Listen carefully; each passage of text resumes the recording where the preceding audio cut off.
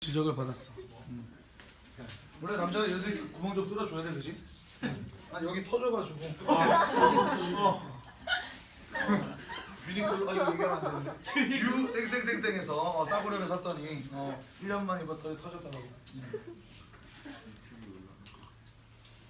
다이어는 유니클로 절대로 싫어하지 않아요. 좋아합니다.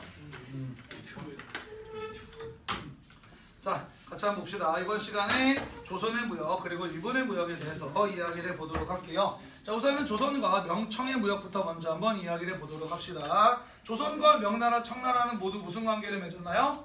조공과 책봉의 관계를 맺었어, 그지? 그러므로 조선과 명청 사이에 이루어진 무역은 기본적으로 믿으십시다. 무슨 무역이었다? 조공 무역의 형태였다라는 것이에요.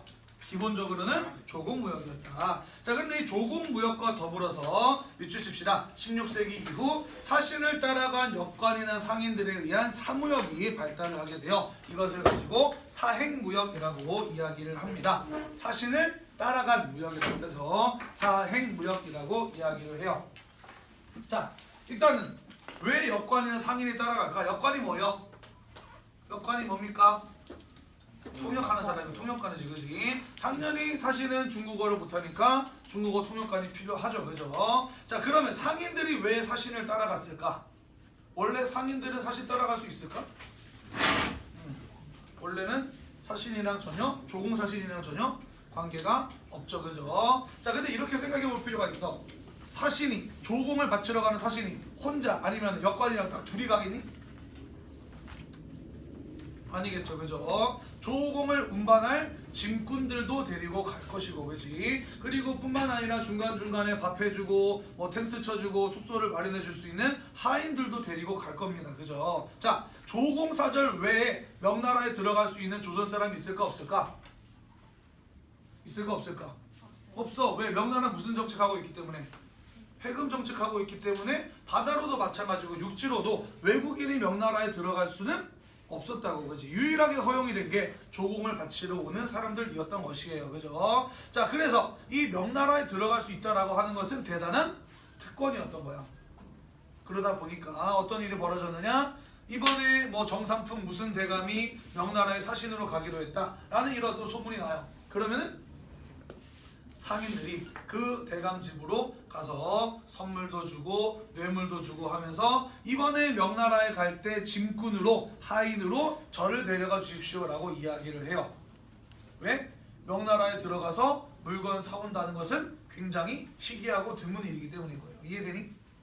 자, 그래서 사신을 따라간 상인들은 짐꾼이나 하인의 역할을 하면서 명나라까지 들어가는 거예요. 그리고 사신이 황제를 만나가지고 조공을 바치고 이제 여러 가지 이제 외교를 하는 동안 이 사람들은 돌아다니면서 물건을 사는 거지. 그리고 사신이 조선으로 돌아올 때 다시 같이 돌아와서 그거를 조선 내에다 파는 겁니다.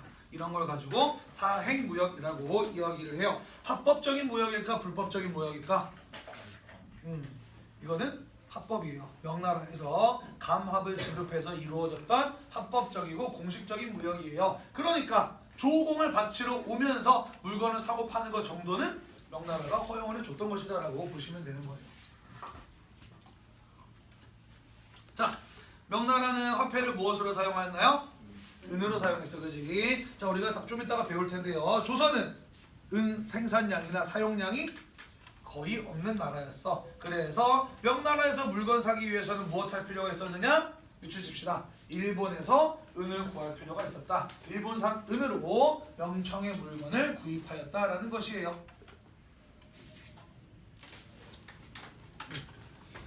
자, 그다음 조선과 일본과의 교역을 살펴보도록 합시다. 자, 일본과의 관계에 있어서 조선이 가장 신경을 쓴 것은 누구였느냐? 그것은 바로 밑줄칩시다. 왜구였어요. 왜냐하면 고려 말 조선 초에 있어서 외구의 피해가 워낙 심각했기 때문에 조선에서 가장 일본과의 관계에서 신경을 써야 될 것은 바로 외구였다라는 것이죠. 자, 이 외구는 어디를 근거지로 중심으로 활동하는 사람들이었느냐? 그것은 바로 대마도 스시마 섬을 중심으로 활동을 했던 사람들이었어요. 왜 스시마 섬에서 외구가 발생하였느냐? 그것은 사실 스시마 섬은요 정말 농사도 잘 안 되고 자원이 부족한 섬이야. 이 섬이 가지고 있는 유일한 장점은요 한반도와 일본 사이에 놓여 있다라는 것이야. 따라서 교역이나 아니면 약탈 이런 것들이 아니면은 그들이 살아가는 데 필요한 생필품을 마련하기가 상당히 어려운 섬이었다라는 것이죠. 그러다 보니까 이 스시마 섬이 외부들이 활동하는 중심지가 되었던 것입니다. 이해되시죠? 한번 가보고 싶기는 해. 해안가가 되게 아름답다고는 하는데 되게 별로 볼 게 없는 섬이기도 하대요. 사람들이 이제 금방 왔다 갔다 할 수 있으니까 의외로 뭐라 그러지, 그 면세 쇼핑 있잖아, 그지? 어쨌든 가깝지만 일본이니까 가장 가깝게 면세점 쇼핑을 할 수 있는 곳이라고 해서도 많이 가기도 한다고 하고, 시골이다 보니까 일본 치고는 물가가 싼 섬이기도 하대요. 또 예전에 그 KBS에서 스펀지라는 프로그램 했었잖아, 그지? 거기서 나왔었는데 이 스시마 섬 사투리로 친구를 뭐라고 할까? 일본어로 친구 뭐지? 도모다치잖아, 그지? 일본 사람들은 친구를 도모다치라고 하는데 이 스시마 섬 사람들은 친구를 뭐라고 하게? 일본어 사투리로? 니네들이 아는 단어니까 물어보겠지?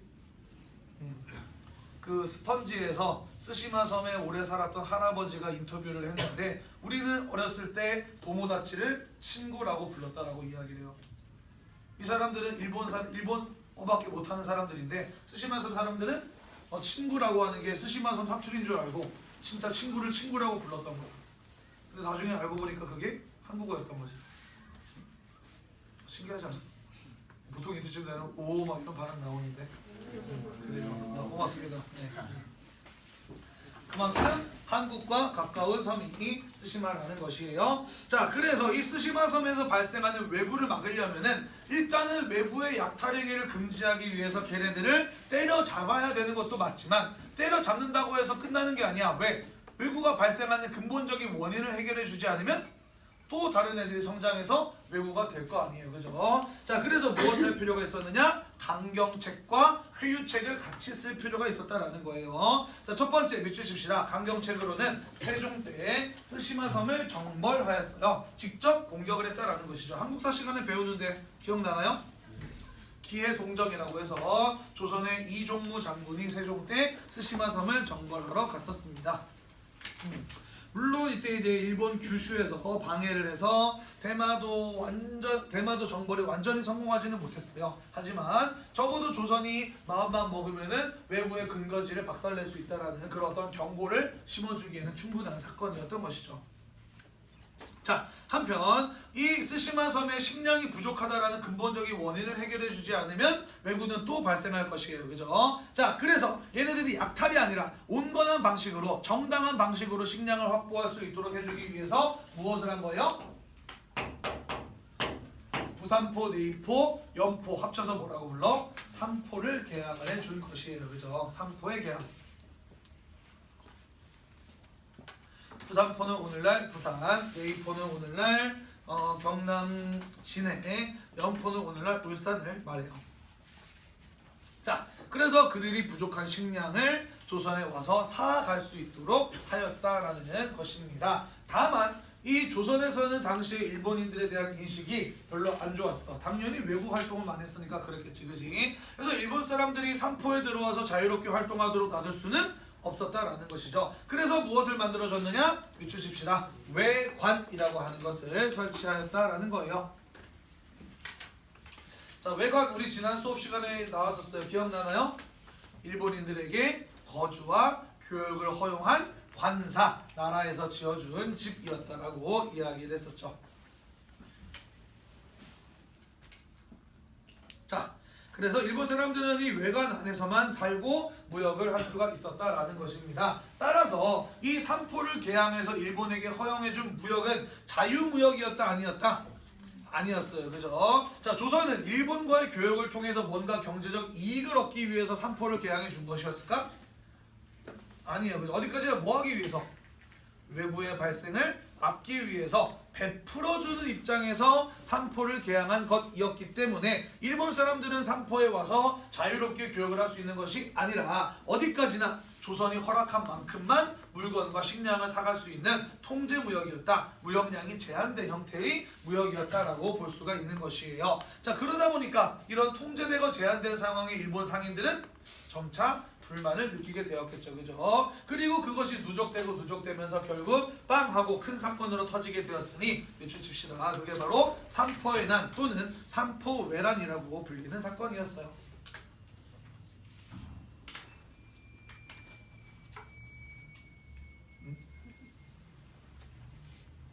뭔 소리니?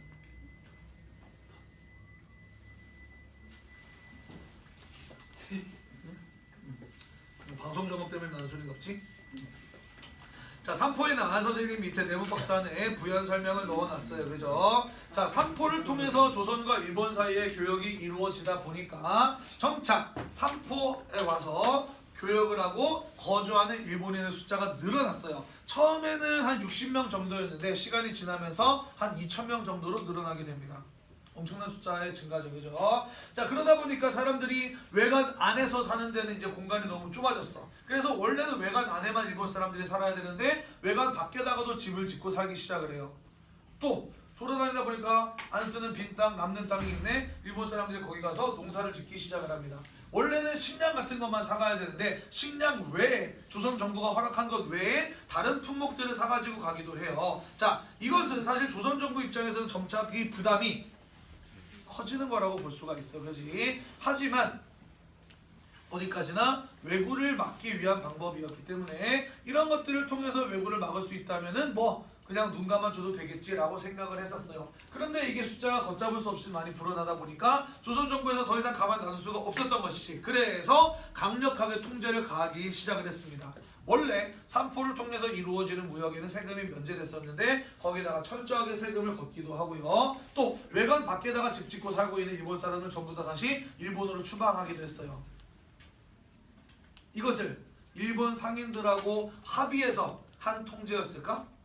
아니에요. 그죠? 어디까지나 조선은 베풀어준다라는 생각에서 한 것이었기 때문에 상의 없이 사전 예고 없이 일방적으로 통제를 가한 것이었단 말이야. 자, 그러다 보니까 당연히 일본 사람들이 열받아요. 그죠? 안 될 거면 처음부터 안 된다고 하던가 지금까지 계속 외관 밖에 살고 농사도 지게 가만 놔두다가 어느 날 갑자기 일방적으로 이렇게 통제를 가하니까 당연히 화가 납니다. 그죠? 일본 상인들은 조선 정부가 우리를 우습게 알아서 업신여겨서 이렇게 일방적으로 통제를 가하는구나 라고 생각을 하게 됩니다. 그래서 우리가 그렇게 우습게 여겨도 되는 존재가 아니라는 것을 보여주자 라고 마음을 먹고 대마도 스시마섬을 다스리는 대마도 주의 지원을 받아서 한 4,5천 명 정도가 삼포에서 폭동을 일으켰어요. 그게 바로 삼포의 난 또는 삼포외란이라는 사건입니다.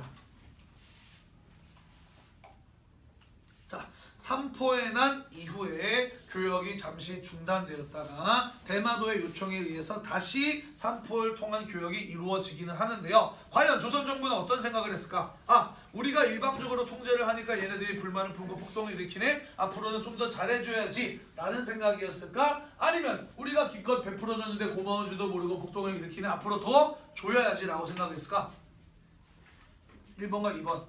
당연히 2번이었어요. 그죠? 그래서 통제는 더욱더 강화되고 무역량은 더욱더 축소되었습니다. 그래서 이 조선과의 자유로운 무역을 원했던 이러한 불만들, 이런 건 나중에 임진왜란이 일어나게 되는 중요한 배경으로 작용하게 돼요.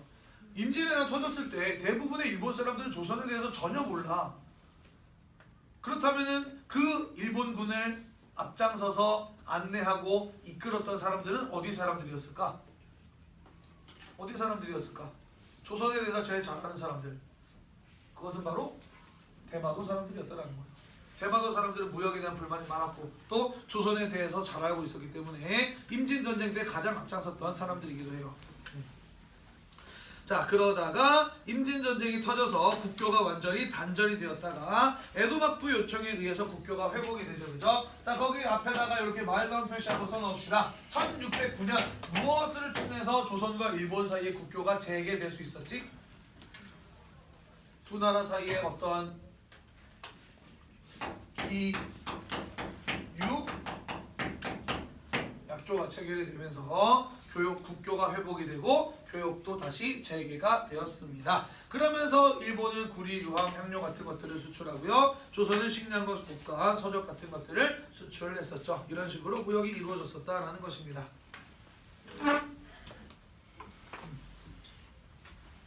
김땡땡 학생, 박땡땡 학생, 촬영 때문에 자리가 가게 되니까 좀 많이 미안한데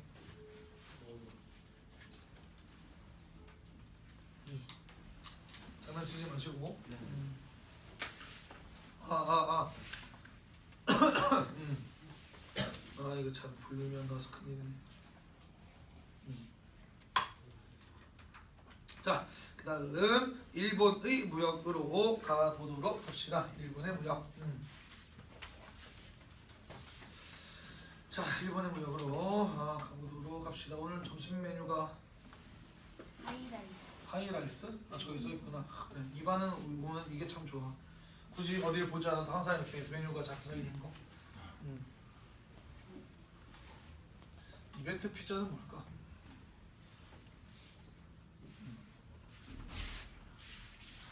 자, 일본의 무역 같이 한번 보도록 합시다. 일본의 무역. 박승창 쌤, 아니 박승창이란다.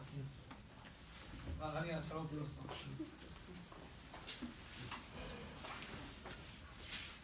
자, 그다음 일본의 무역으로 가보도록 합시다. 다같이 정신 차리세요. 수업 들으셔야죠. 자, 무로마치 막부부터 보도록 할게요. 무로마치 막부. 자, 무로마치 막부 때 일본이 두 개로 나뉘었습니다. 남북조 시대가 나타났었죠, 그죠? 자, 그 남북조 시대를 통일한 쇼군은 누구였어요? 아시카가 요시미츠였어, 그지? 아시카가 요시미츠는 일본을 통일하고 난 이후에 자신이 일본의 유일한 지배자임을 인정받기 위해서 명나라에게 조공을 하고 일본국 왕으로 책봉을 받았어요, 그죠? 자, 그러면서 일본과 명나라 사이에 조공무역, 가만무역이 이루어지게 되었습니다. 그런데 16세기 중반 가게 되면서 밑줄 칠게요. 조공무역이 중단이 되고요. 그로 인해서 밀무역과 외구가 창궐하게 됩니다. 창궐이 무슨 뜻인가요? 창궐 들끓다라는 뜻이었죠, 그죠? 자, 교과서에 자세한 설명이 안 나와 있는데 그냥 간단하게 이해하자면 이런 얘기예요. 일본에서 명과의 조공무역을 담당하던 상인 가문이 두 개가 있었어. 하나는 오우치 가문이고 하나는 호소카 가문이었어요. 자, 얘네들은 번갈아 가면서 명나라한테 조공을 했어. 지난 시간에 일본은 몇 년에 한 번 명나라에 조공이 가능했다고 했지? 10년에 한 번이었어. 그러니까 한 가문당 몇 년에 한 번인가? 한 가문당 10년에 한 번인 걸 두 가문이 번갈아 했었으니까 한 가문당 20년에 한 번인 거예요, 그죠? 자, 그래서 굉장히 답답하고 많이 조공무역을 하고 싶었겠지, 그지? 그래서 원래 이번에는 오우치 가문이 갈 차례인데 호소카와 가문이 순서를 어기고 감압을 위조해서 잘못된 감압을 들고 명나라에 간 거예요. 명나라에서는 당연히 감압 잘못 가지고 왔으니까 너네 들어올 수 없어 라고 이렇게 막았겠지, 그지? 그랬더니 이 호소카 가문이 일본에서 여기까지 어떻게 왔는데 이렇게 돌아갈 수 없다라고 하면서 명나라에서 행패를 부렸어요.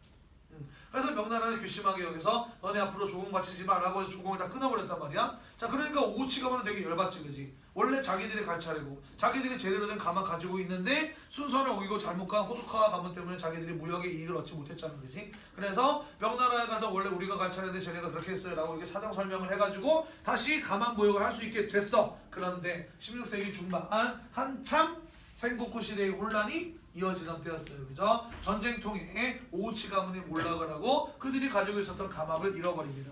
그래서 감압 무역이 중단되어 버리고 말아요. 자, 그러다가 도요토미 히데요시가 생고쿠 시대를 통일하고 임진 전쟁 거쳤다가 에도 막부가 세워지게 되었습니다. 자, 그래서 에도 막부 때 오게 되면서 어떤 무역이 이루어지게 되었느냐? 17세기 초에 일본인들의 해외 진출이 활발하게 이루어지게 되었는데 밑줄 칩시다. 주로 어디로 많이 갔다? 동남아시아로 많이 갔다라는 거야. 왜 일본 사람들이 동남아시아로 많이 갔을까? 가면은 뭐가 있으니까 그럴까? 가면 누가 있으니까 그럴까? 중국? 응? 서양인. 그렇죠. 자, 우리 지난 시간에 배웠지, 그지? 16세기 후반에 가게 되면서 명나라가 조공 해금 정책을 완화했어, 그지? 그래서 어느 방면으로 진출 허용해줬니? 동남아시아 방면으로 허용해줬잖아, 그지? 그러니까 동남아시아에 가면은 명나라 상인들을 만날 수 있었기 때문에 많이 간 거예요. 또 신항로 개척이 이루어진 이후기 때문에 거기 가면은 서양 유럽 상인들도 만날 수 있었다라는 거지. 그래서 명나라 상인과 유럽 상인들을 만나기 위해서 동남아시아에 많이 갔었다라는 거예요. 그런데 에도 막부는 이러한 무역을 통제할 필요를 느꼈다라는 거예요. 음이탈이 발생했네요. 통제할 필요를 느꼈어. 왜 그랬을까? 센고쿠 시대가 통일되었다라고 하는 것은 지방을 다스리는 다이묘들이 싹 다 몰락했다라는 것을 의미하는 것이 아니었어요. 그죠? 여전히 지방을 다스리는 다이묘들이 있지만 도요토미 히데요시가 강력한 힘을 바탕으로 그들을 통제할 수 있게 되었고, 그래서 다이묘들이 도요토미 히데요시에게 충성을 맹세한 상황이 센고쿠 시대의 통일이었어. 그지? 에도마쿠도 마찬가지였다라는 것이죠. 도쿠가와 이에야스가 가장 강력해서 다른 다이묘들을 통제할 수 있는 힘을 갖게 되었고, 그래서 막부를 세우고 쇼군이 되었지만 여전히 지방은 누가 다스리고 있다? 다이묘들이 다스리고 있다라는 거야. 자, 그런데 이 다이묘들이 왜곡하고 무역을 하다 보면은 무엇을 얻을 수가 있느냐? 경제적인 이익을 얻을 수가 있어요. 그죠? 모든 힘은 돈에서 나온다 그랬잖아. 그렇지? 따라서 무역을 통해서 다이묘들이 막대한 무역의 이익을 얻게 된다면 막부보다 힘이 세질 수도 있어요. 그죠? 특히 외국을 통해서, 바다를 통해서, 서양인들을 통해서 센고쿠 시대에 뭐가 들어왔니? 되게 중요한 거 들어왔잖아.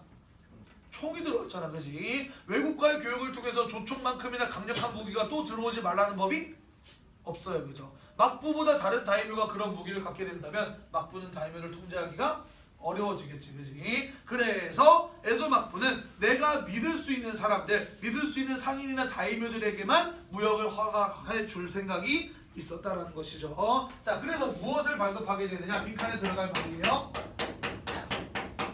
주인장이라고 하는 일종의 도항 허가증, 이거를 받은 사람들만 바다 건너갈 수 있다라고 하는 도항의 허가증을 써주었다라는 거예요. 요국 씨, 오늘따라 많이 좋네. 주인장 써놓으세요. 주인장. 자, 주인장, 무역과 관련된 증명서 세 번째 나왔네요. 그죠? 제일 먼저 뭐 배웠었니? 가막. 두 번째로 신패. 세 번째로 주인장 나왔네요. 그죠? 누가 발급한 거예요? 에도막부가 발급했어요. 그죠? 누구에게? 일본 상인이나 다이묘들에게 뭐 하기 위해서? 다이묘의 성장을 억제하기 위해서, 통제하기 위해서 발급을 한 것이에요. 자, 이름이 왜 주인장이냐면은 이 증명서에 빨간 도장이 찍혀 있었어. 그래서 붉을 주자, 도장 인자를 써서 주인장이라고 하고요. 일본어로는 슈인장이라고 있습니다.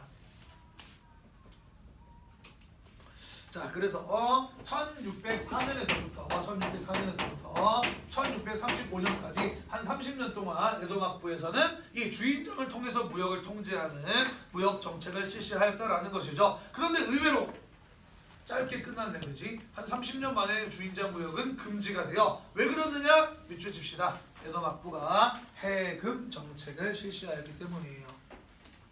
또 나왔네. 해금 정책. 그지? 자, 이런 걸 보면은 동아시아 각국은 무역에 있어서 상당히 어떠한 입장을 취했다라고 볼 수 있을까?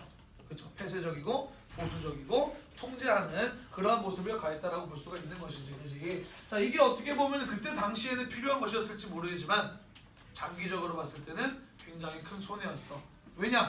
서양 유럽에서 신항로 개척 이후에 산업혁명을 이루면서 빠른 속도로 발전해 갈 때 폐쇄적인 정책을 취하고 있었던 동아시아 국가들은 그러한 것들을 받아들이지 못하고 정체되어 있었거든. 우물안 개구리처럼 있다가 결국에는 서양 세력들의 식민 지배와 침략을 받게 되는 것이죠. 자, 그러면 에도막부는 주인장 무역을 하다가 왜 해금 정책을 하였느냐? 이유는 주인장 무역을 하면서 실제로 일부이긴 하지만 다이묘들이 힘이 세지더라고 하는 겁니다. 그래서 가만 놔둬서는 안 되겠다라는 생각이 들었다라는 것이죠. 자, 하지만 이 해금 정책을 하게 되는 본격적인 좀 더 중요한 이유는 무엇이냐면은 일본 내에서 기독교 크리스트교가 급속도로 유입되고 확산되었기 때문이에요. 자, 도대체 크리스트교가 들어간다는 게 왜 문제가 되었느냐 설명해 볼게요. 자, 일본의 크리스트교가 처음 전파된 것은 센고쿠 시대였고요. 에스파냐 선교사였던, 써놓읍시다. 에스파냐 선교사였던 프란시스코 사비에르라고 하는 사람이 처음으로 일본에 크리스트교를 전파했습니다. 크리스트교는 일본 사람들에게 굉장히 매력적인 종교로 다가왔던 것 같아요. 꽤 빠른 속도로 일본 내에서 전파가 되어 갔습니다. 어느 정도였냐면은 임진 전쟁 때 조선에 침략하였던 다이묘들 가운데 자기 군부대의 깃발을 십자가로 쓴 사람이 있었어. 다이묘조차도 그리스도교를 믿을 정도였다라고 하니까 얼마나 많은 사람들이 그리스도교를 믿었는지가 대충 짐작이 되죠. 그죠? 대략 에도막부 초기에 한 20만 명 이상으로 있었을 것으로 추정을 하고 있습니다. 자, 처음에는 그냥 새로운 종교가 하나 더 들어왔네 라고 생각을 했는데 이후에는 에도막부에서 이 그리스도교를 금지해야 될 것이라고 생각을 했어. 왜 그랬느냐? 위험했거든요. 에도막부의 통치 질서를 무너뜨릴 수도 있었거든. 왜 그랬느냐? 자, 기존의 일본의 통치 질서를 뒷받침해주고 있었던 종교는 무엇과 무엇이었어요? 불교와 신토였어. 그지? 자, 그런데 이 불교와 신토, 그 중에서도 특히 신토는 그리스도교와 많이 달라요. 그죠? 신토는 다신교예요. 그리스도교는요? 유일신 신앙이죠. 그죠? 자, 그리고 신토에서는 일본의 천황을 어떤 존재로 생각을 해요? 신과 같은 신성한 존재로 생각을 해. 그지? 자, 그런데 그리스도교는 신은 오직 누구밖에 없어요? 하나님 하나밖에 없어요. 그죠? 따라서 그리스도교 입장에서 보자면 천황 또한 뭐에 불과해요? 인간에 불과해요. 그지? 따라서 그리스도교는 천황의 신성성을 부정하는 종교였기 때문에 일본의 통치 질서의 뿌리부터 흔들 수 있는 위험한 종교로 여겨졌다라는 것이죠. 이해되시나요? 게다가 예수님은 모든 인간이 어떻다고 말씀하셨어요? 평등하다고 하셨어. 그지? 자, 그런데 에도막부는 어떠한 신분 질서를 가지고 있었니?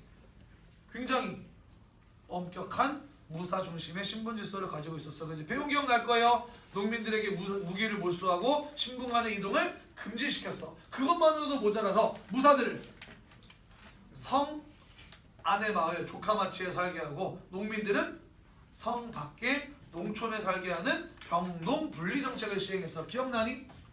그죠? 이렇게 엄격한 신분 질서를 만든 게 에도막부였는데 모든 인간이 평등하다라고 이야기하는 그리스도교, 그러한 신분 질서를 무너뜨릴 수 있는 위험한 종교인 거예요. 그죠? 자, 그래서 에도막부에서는 그리스도교 믿지 마라 라고 금지 명령을 내렸습니다. 그렇다고 안 믿었을까요?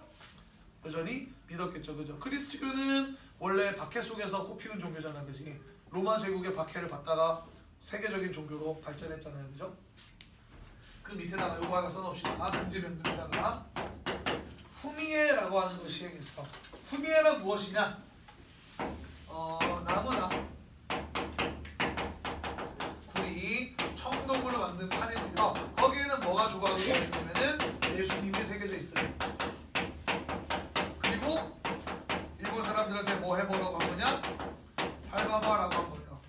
에도막부에서 그리스도교를 믿지 말라고 명령을 내렸는데 이 마을에 믿는 사람 없겠지? 네, 없어요 라고 대답을 해요. 그럼 마을 사람을 다 같이 모아봐라. 마을 사람 다 모으는 겁니다. 그 다음에 바닥에다가 예수님이 조각되어 있는 나무판이나 청동판을 깔아 놓는 거예요. 자, 마을 사람들 차례대로 이거 한 번씩 밟고 지나가 보세요. 그냥 너 이게 뭐라고 하고 밟고 뚝뚝 지나가면은 아, 너 믿는 사람 아니구나. 패스. 이거 밟으면 안 되는데 잠깐이라도 망설인다? 너 이거 왜 못 밟아? 너 그리스도교 신자구나. 잡아가지고 바로 참수, 목을 베는 게 후미에라는 거예요. 자, 이런 식으로 그리스도교를 탄압을 했습니다만은 이 신자들, 신앙심을 가진 사람들 그리 쉽게 굴복하지 않아요. 그죠? 결국 그리스도교를 믿는 사람들의 대규모의 반란이 일어납니다. 이른바 시마바라의 반란이라는 것이고요. 하층민을 중심으로 일부 무사들이 동참해서 4만 명에서 5만 명 정도의 반란이 일어나게 됩니다. 꽤나 대규모의 반란이죠. 자, 그래서 에도막부도 정규군 12만 명을 동원을 해서 그를 진압하려고 해요. 자, 하층민 4, 5만, 정규군 12만, 원래대로라고 한다면 순식간에 진압이 돼야 되지. 그런데 신앙심으로 무장된 사람은 무서워요. 그죠? 목숨 걸고 싸우잖아. 그지? 자, 그래서 에도막부가 이 반란을 진압하는데 무려 4개월이나 넘게 걸립니다. 그러면서 에도막부는 야, 이거 진짜 위험한 종교구나 라는 것을 인식을 하게 됩니다. 그래서 그리스도교 어디를 통해서 들어왔어요? 바다 건너 들어왔어. 그지? 그러니까 바다를 금지하는 무슨 정책? 비추십시다. 해금 정책을 본격화하는 것이에요. 서양인들의 일본 왕래 제안합니다. 일본 사람들로 밖에 나가서 바다 밖에 나가서 서양인들 만날지도 모르니까 사무역을 통제하는 것이죠.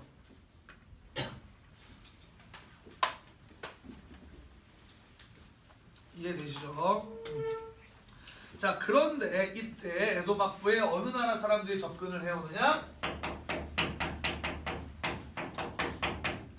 네덜란드 사람들이 접근을 해옵니다. 왜냐? 자, 기존의 일본과 교역을 하던 서양인들은요, 포르투갈, 에스파냐 사람들이었어. 이 사람들은 카톨릭, 성당 다니는 사람들이에요. 이 사람들은 선교와 포교를 일생의 중요한 사명으로 생각하는 사람들이었어. 자, 그런데 네덜란드 사람들은 신교, 크리스천, 교회 다니는 사람들이고요. 이 사람들은 사업과 신앙은 별개로 생각할 줄 아는 사람들이었어. 자, 그래서 네덜란드 사람들은 마침 포르투갈과 에스파냐가 일본에서 쫓겨났다는 소리를 듣고 바로 일본으로 온 거예요. 우리는 걔네들이랑 다르다. 우리는 일본에서 절대로 그리스도교를 포기할 생각이 없으니까 우리랑은 믿고 장사를 해도 된다라는 식으로 에도막부에게 제안을 해요. 자, 사실 에도막부는 서양인들의 왕래를 금지했을 때 조금 아쉬웠어. 뭐가 아쉬웠느냐? 과연 서양을 통해서 들어온 문물들이 전부 다 나쁜 것들만 있었니? 아니었어요. 그죠? 뭐처럼? 조총처럼, 그죠? 굉장히 쓸모 있는 것들이 있었단 말이야, 그지? 그래서 서양인들하고 완전히 관계를 끊어버리기에는 아쉬움이 많았다는 거죠. 그런데 마침 네덜란드 애들이 와서 포교 안 할 테니까 장사하자라고 이야기를 해. 그래, 그러면은 너네 하나 정도는 우리가 믿고 교육을 해도 되지 않을까라는 이런 결론을 내리게 됩니다. 그래서 네덜란드 상인에게만 일본과의 교육을 허락해 주고요. 대신에 일본 여기저기 돌아다니면 또 얘네가 어떤 짓을 벌일지 모르기 때문에 딱 한 군데만 열어줍니다. 밑줄 칩시다. 어디? 나가사키 딱 한 군데만 열어줘요. 자, 나가사키 위치가 어디라 그랬나요? 여기라 그랬어, 그지? 일본 중에서도 제일 어딘? 끄트머리야, 그지? 일본 본토에 가장 영향을 덜 줄 수 있는 곳으로 지정을 해줬던 곳이에요. 자, 그리고 나가사키 개방 옆에 가로치고 뭐라고 써 있나요? 대지마라고 써있잖아, 그지? 자, 대지마라고 하는 게 뭐냐면요, 자, 여기 나가사키 항이고 이쪽에 이제 바다예요. 나가사키 한 군데를 열어줘도 얘네들이 나가사키에 들어와서 일본 사람들하고 만나다 보면은 또 혹시 그리스도교가 퍼질지도 몰라. 일본 사람은 참 철저해요. 그래서 어떻게 했느냐? 나가사키 앞바다에다가 부채꼴 모양의 인공섬을 하나 만들어줬어. 인공섬. 그 인공섬의 이름이 대지마였던 거예요. 자, 그래서 네덜란드 상인들은 배를 타고 와서 나가사키 항에 직접 입항을 할 수는 없었고 여기 대지마까지만 배를 가지고 올 수 있었던 것이야. 대지마하고 나가사키 사이에는 다리가 하나 놓여 있었는데 이 다리는 에도막부로부터 철저하게 신분을 검증받은 사람만이 건너가서 네덜란드 사람하고 만나서 장사를 하고 돌아올 수 있었어요. 네덜란드 사람들이 이 다리를 건너서 나가사키 항에 들어올 수 있었을까 없었을까? 없어요. 예외적인 경우 딱 하나 있어. 1년에 한 번 설날에 새해에 네덜란드 상인조합의 대표가 쇼군에게 인사하러 갈 때 그때 딱 한 번만 다리 건너갈 수 있고 나머지는 철저하게 왕래가 금지되었다라는 것이에요. 자, 그래서 이 나가사키 그 중에서도 대지마를 통해서 이 네덜란드와 교역을 하였다라는 것입니다. 오늘날에는 여기 앞바다가 이제 간척이 되어 있어. 육지로 되어 있어요. 그래서 대지마는 섬이 아니라 그냥 이제 조그만한 동네 하나에 불과한데요. 아직까지도 가보면은 이때 당시에 네덜란드 사람들이 지었던 서양식 건축물들 그런 것들을 많이 볼 수 있다고 해요. 또 나가사키 하면은 짬뽕도 유명하지만 뭐도 유명한 거 혹시 알려나? 지나가다 보면 가게 가끔씩 보이던데 오산에는 없지만 나가사키는 카스테라로 유명해요. 많은 서양인들이 왕래하던 곳이다 보니까 카스테라 제빵업이 굉장히 발달한 지역이기도 해.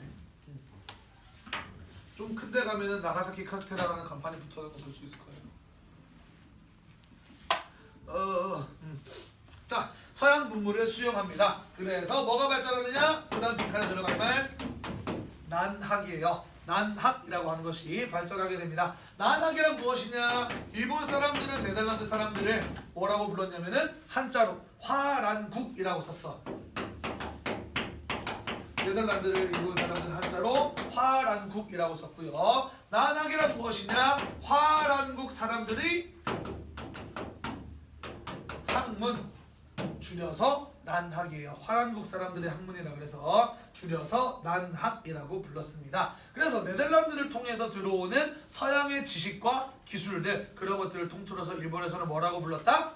난학이라고 불렀다. 주로 의학이라든지 무기라든지 기계와 관련된 그런 지식들을 난학이라고 불렀어요. 이해되시죠? 자, 마지막으로 일본과 청나라의 무역을 보도록 합시다. 밑줄 칠게요. 일본과 청나라는 조공과 책봉의 관계를 맺었다 맺지 않았다? 맺지 않았다. 자, 그렇지만 해금령이 해제되고 난 이후에 청나라 상인들이 어디에 와서 교육을 하였다? 나가사키에 와서 교육을 하였다. 그래서 나가사키를 통해서 청과 교육을 하거나 아니면 조선과의 교육을 통해서 청나라의 물건을 간접적으로 사고 팔았다라는 것이에요. 자, 정리해 봅시다. 에도마부에서 해금 정책을 실시하고 난 이후에 일본은 다음 세 나라하고만 교육을 했어요. 어디? 네덜란드, 청, 그리고 조선 이렇게 세 나라하고만 교육을 하는 것이 에도마부 내내 이어졌다라는 것이에요. 이해되시죠? 네. 수고하셨고 다음 시간에는 신항로 개척에 대해서 가져 이어서 살펴보도록 하겠습니다. 수고했어요.